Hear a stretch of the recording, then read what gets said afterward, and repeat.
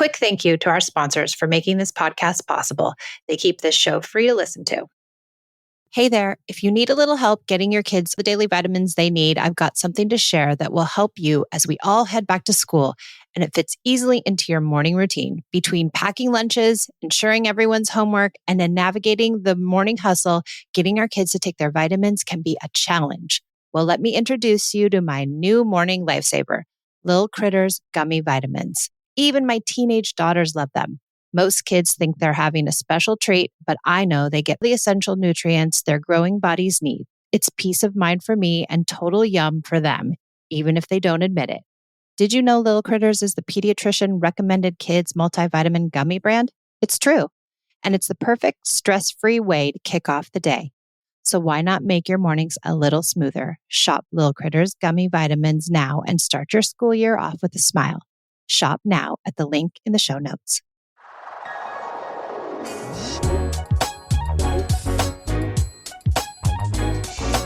Thanks for joining me on the Peace in Parenting podcast. I'm so glad you're here.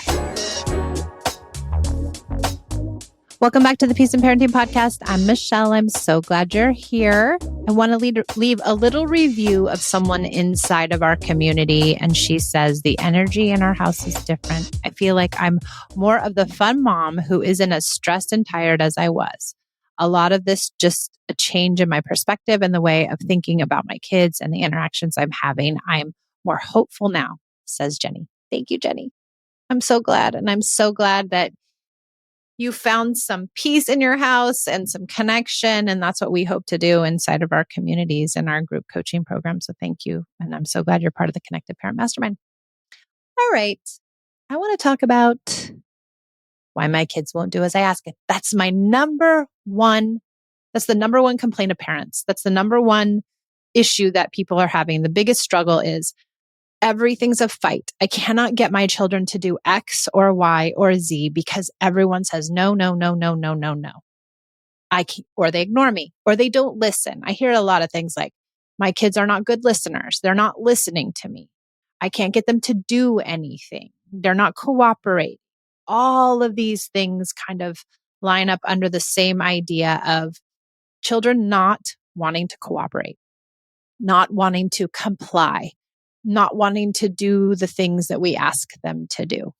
And it can be very hard in parenting to have a lot of things that we think we need to do and a lot of things we think we need to make our kids do or get our kids to do, and have kids who just will not say yes. They're in conventional parenting world, they would say they're defiant. They are not cooperative. They're on purpose not doing it. And maybe they are. Maybe that is exactly what's happening. Maybe they are on purpose saying, no, I don't want to do it. No, screw you. No, this is not something I feel like I should or I desire to do. And so I'm not doing it. And then we get this idea we have entitled kids who are disrespectful, who do not, comply with our wishes. Then we get this whole negative connotation about our kids. So let's unravel this a bit. Let's think about it in let's think about it in adult relationships. Do you have any close personal relationships with adults, like a partner or a best friend or a sister, a brother, a mom, a dad? Like you have interpersonal relationships as well that are not with your children, that are with other adults. And have you ever had a relationship with somebody and you want to say no? You just don't want to do what they say. You're just like, either you're quietly dismissive or you're outwardly telling them no, but you don't want to do what they say. It's a power struggle. And if you've had that relationship with somebody, why is it that you don't want to say yes? Why is it you don't want to be helpful? Why is it you don't want to do as they ask? Let's take a partner. Have you ever just thought like, I don't want to do what they say. I'm not doing as they ask. Why? Is it because you're feeling really great about this person at the time? That you're feeling really connected and bonded and the relationship's really going well and everything's kind of moving along swimmingly? Is that why you say no? Or could it be that the relationship is strained, that you don't feel good about this person, that you don't even want to be around them. You don't want to say yes to them because maybe they've threatened you. Maybe they've bribed you. Maybe they've made fun of you, belittled you, lectured you. Maybe they're withdrawn. What is it? What is going awry in the relationship that you share with this person, so much so that you don't want to comply with their wishes? What's happened?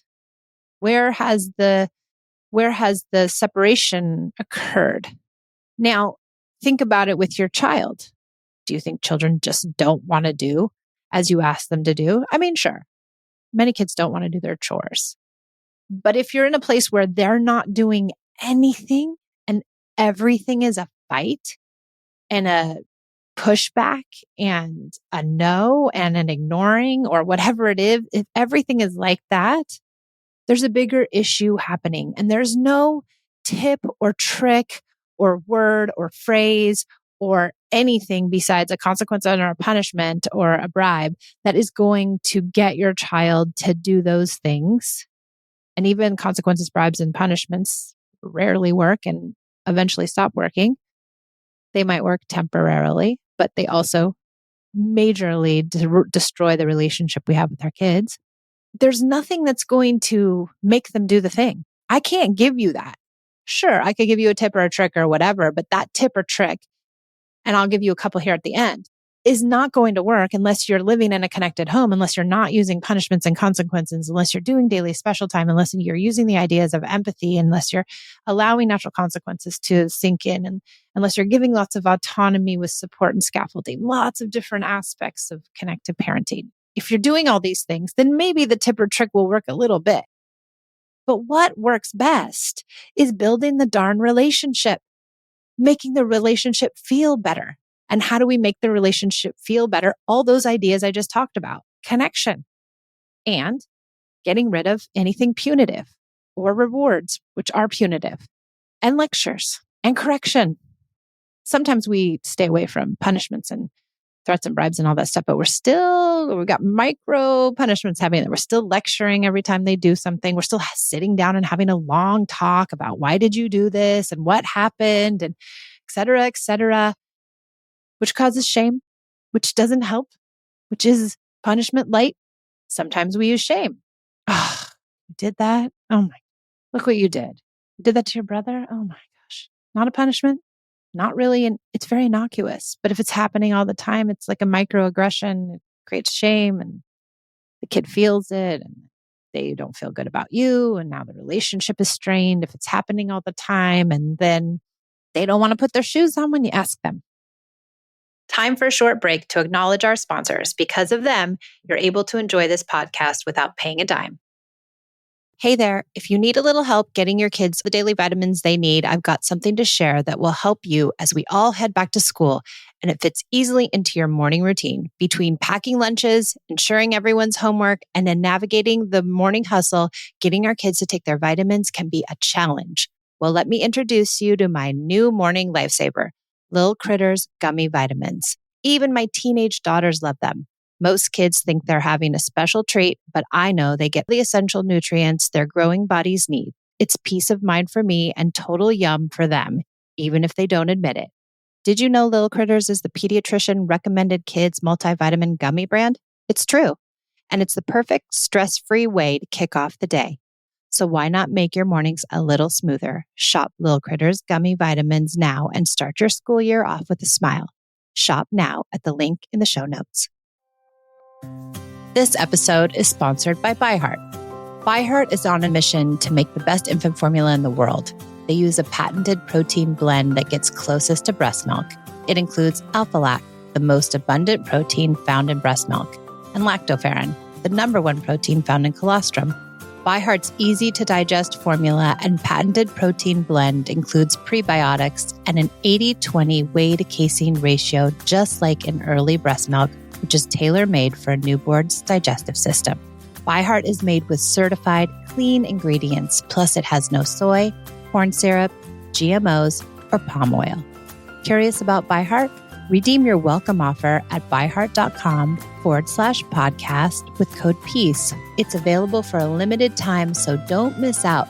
That's byheart.com/podcast with code PEACE, because every baby deserves the best start.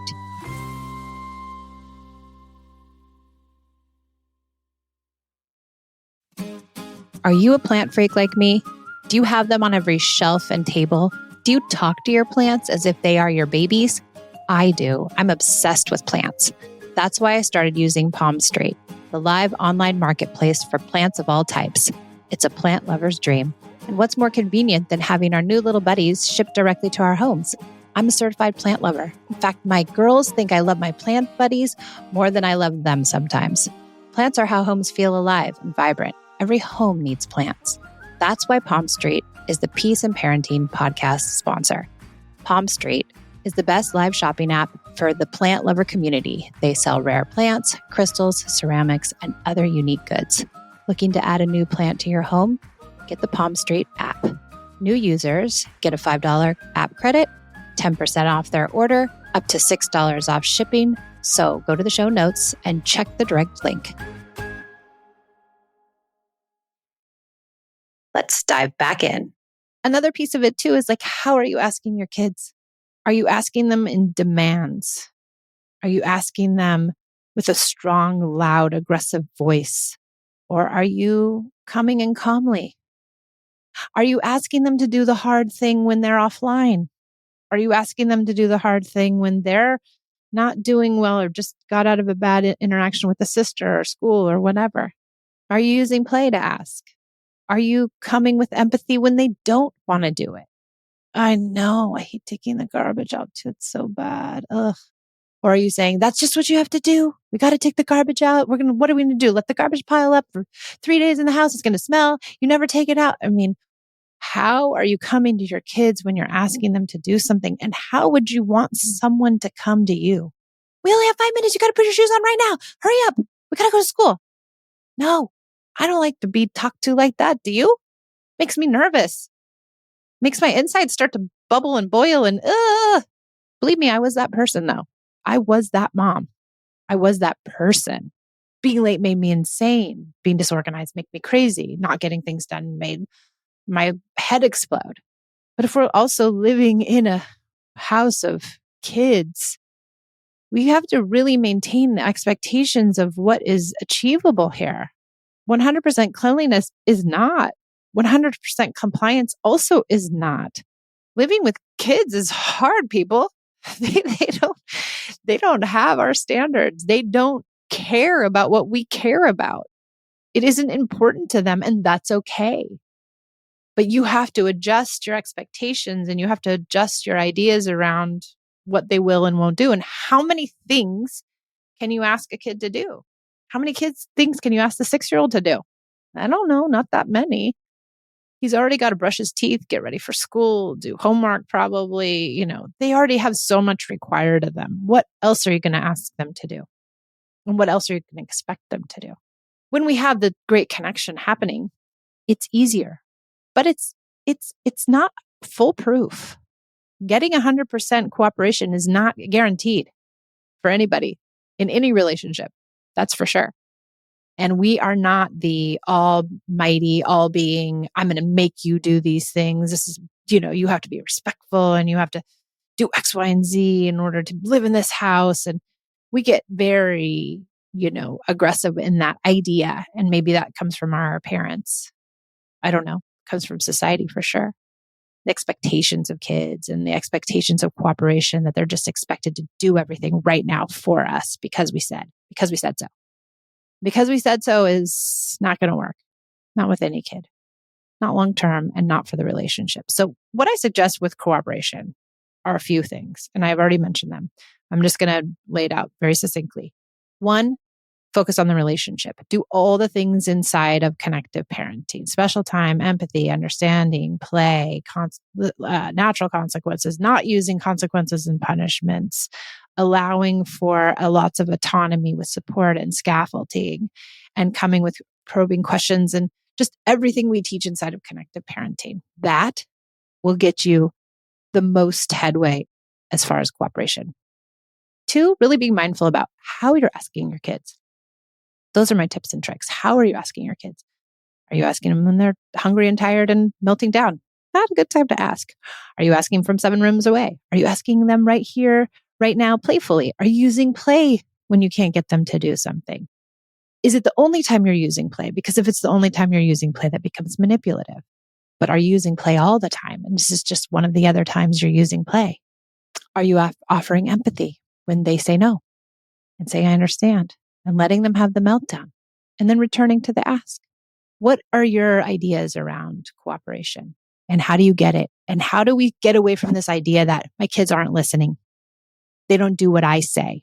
And back to this idea is my kids aren't feeling great about my relationship and that's why they're pushing back. So I'm going to work on the relationship in order for this to be easier for all of us. And I'm going to do that through the ideas of connection. All right. I hope this is helpful. Thanks for joining me on the Peace and Parenting podcast, and I'll see you next time.